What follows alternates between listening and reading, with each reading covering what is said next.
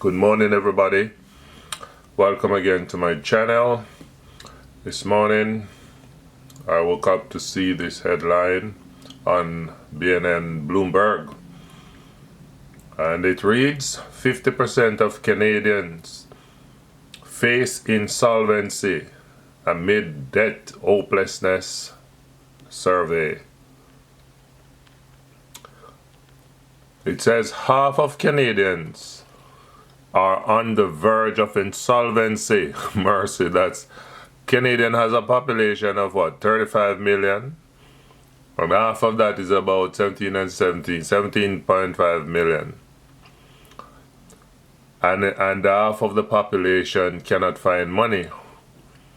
According to a survey on household debt levels in this country, the latest MNP Consumer Debt Index published Monday shows 50% of respondents said they were within $200 of not being able to cover their monthly bills.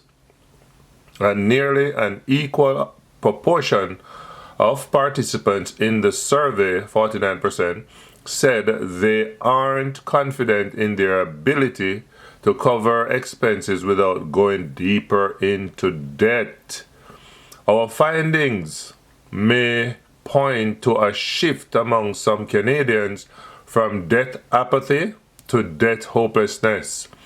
Feelings of hopelessness can make people feel like giving up on ever paying down their debt, or worse, ignoring the debt as it piles up higher, said MNP President Grant Bazian in a release. The survey describes the extent to which household balance sheets have become stretched in Canada, but it's by no means the only indicator, as the Bank of Canada prepares to release its next interest rate decision on Wednesday. 1 week ago, the Central Bank survey of consumer expectation revealed a widening gap in spending growth expectation versus anticipated income growth, suggesting consumers will either have to borrow more or cut their spending plans. And the most recent data from Statistics Canada similarly expose mounting vulnerabilities, with the seasonally adjusted credit market debt to disposable income ratio rising to 171.84 in their third quarter. This means Canadians on average owed almost $1.72 for every dollar of disposable income. Now, friends, this is a serious thing that is happening in this country, because Canada was the go-to country once upon a time where people could migrate from overseas, come here for a better life. But it is not so again, because right now what is happening, everything that, the wages, I should say, is not going up. Your wages remain stagnant. And this is capitalism at its best. They're not increasing people's pay. Yet, your cost of living is going up on a daily basis. What I used to buy in the supermarket for $75 when I just came here in 2009, it would be a joke. I used to get about 7 bags of groceries in 2009 for $75. Now, if you go to the supermarket and you pick up 3 bags, that's $75 or more. So, our dollar is getting us less. The cost of housing has risen dramatically since the war, bidding wars in 2016, 17, thereabout. So it is a serious thing, and people, if you're not getting enough income and your expense is going up, it means that your purchasing power is less. There's hardly anything you can buy. That makes you now go into debt, because if you're gonna buy certain things, you're gonna have to I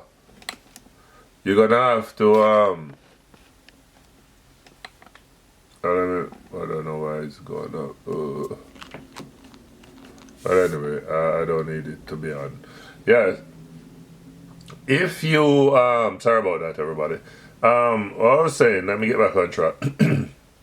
If you're trying to purchase something and you don't have the cash because your wage is not increasing, you know what you're going to have to do? You're going to have to go take it on credit. So you buy a house on credit, your car on credit. You use credit card to make up for groceries and food and everything else, because there's not enough cash to pay the bills.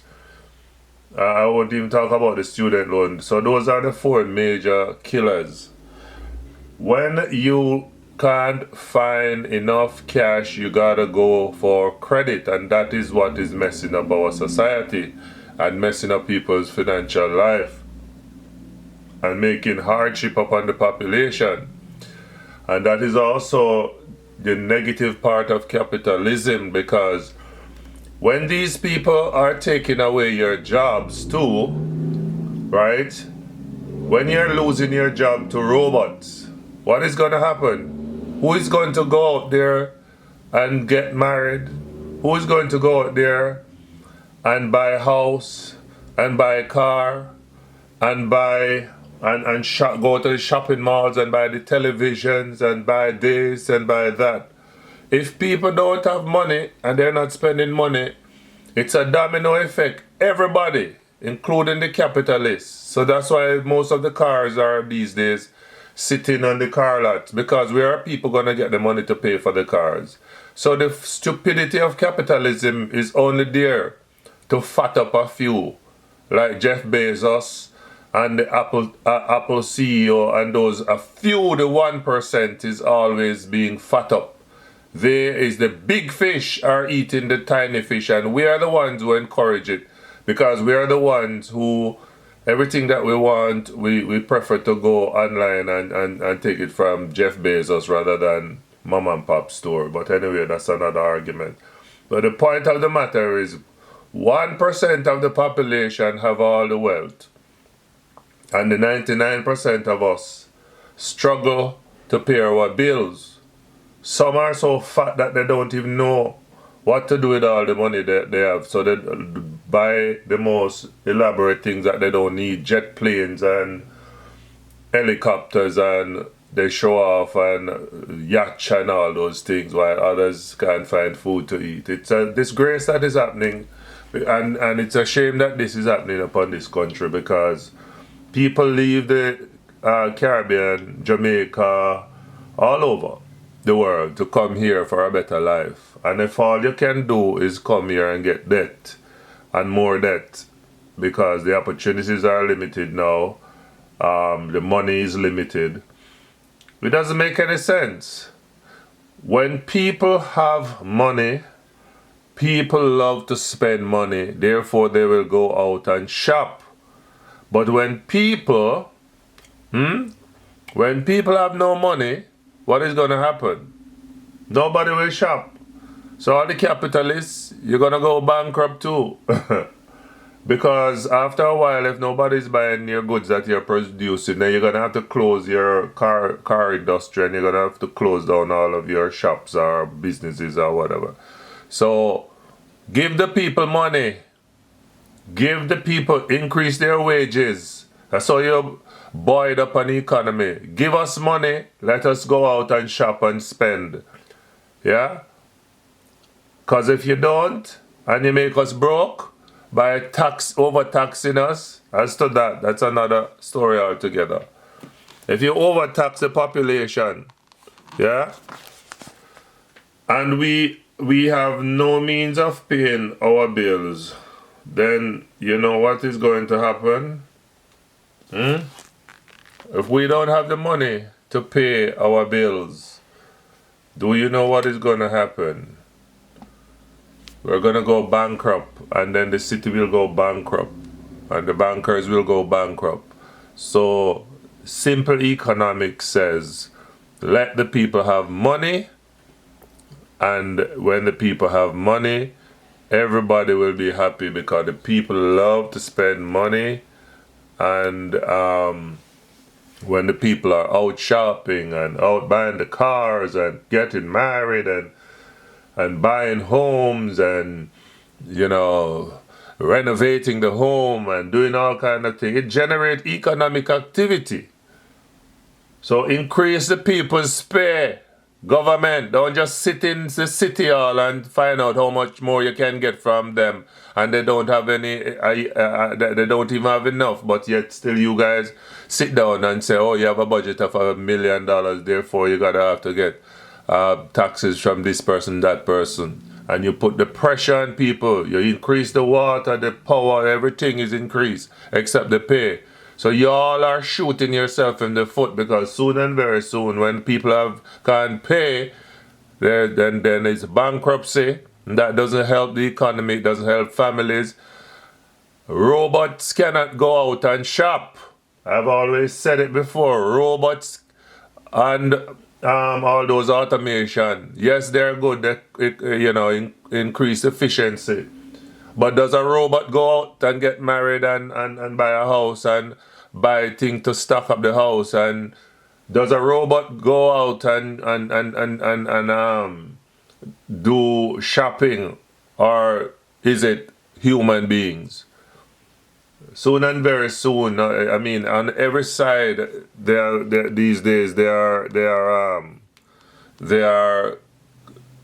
taking down, what you call it, they're downsizing and laying off people. And when that happens, what do you think will happen, my friend? What do you think will happen? It will only get from bad to worse, and everybody suffers, including the greedy capitalists, some of them. I am not against capitalism in the sense of trying to get what you can out of life, but I'm against the stupidity of when they're not increasing the people's wages, making it stagnant.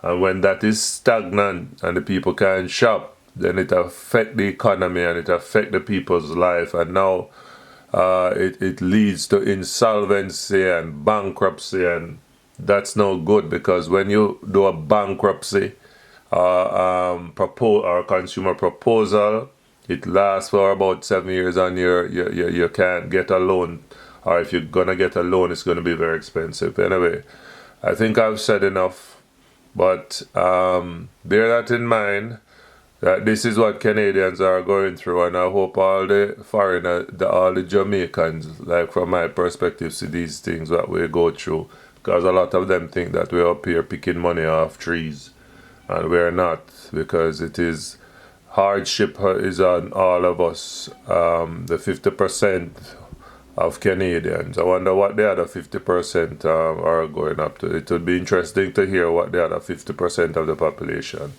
is going through. Anyway, people, thank you. Remember to like, subscribe, and share, and leave a comment if you so please. Thank you. God bless. Bye-bye.